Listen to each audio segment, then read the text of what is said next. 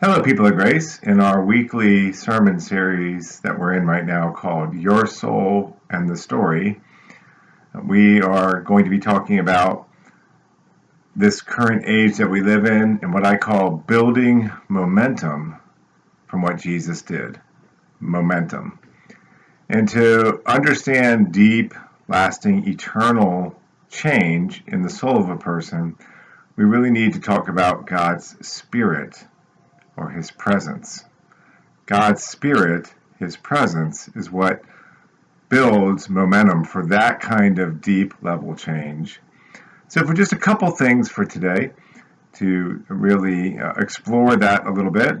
Number one, God's presence is everywhere. God cannot not be present. Now that's clear from Psalm 139 and really just some clear thinking about God over the centuries of Christendom. That in God we live and move and have our being. He is the great I am.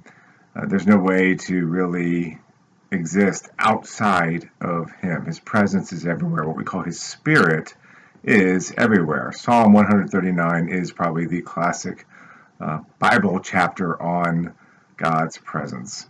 And even if I make my bed in Hades or Sheol, God is there. Where can I flee from your presence? He's the one from which all life springs. So He's everywhere. But the challenge becomes that we don't sense that. Jesus sensed it until He got into Gethsemane, but we don't.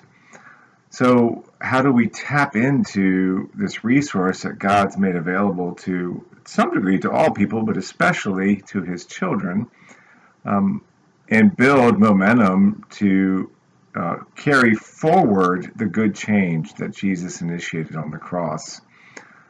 Well, if we're going to have that, tap into that presence, that Spirit that is already everywhere and really experience it more fully, we have to trust.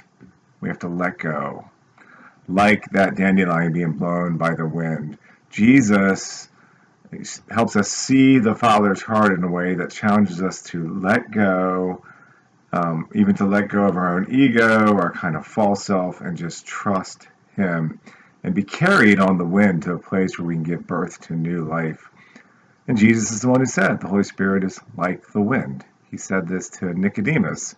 Now, you don't see the wind itself, but you see the momentum of the wind. You see the effects of the wind. If we're going to build on what Jesus has done, if we're going to be means of God's grace to affect deep level change in other people, in their souls, in our own souls, in our world, it requires God's presence, His Spirit.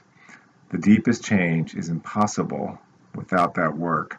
We'll talk more about this on Sunday, but for now, try to kind of sink into God's presence. Ask yourself what you might need to let go of so that you can really feel that wind and be carried by that wind and accomplish things that truly are of eternal significance. That's a high calling, a high privilege, an encouraging thought that we could actually be part of something that is eternal. And we are part of it through Jesus Christ and through the Spirit that comes from Him. So be encouraged. Have a blessed day.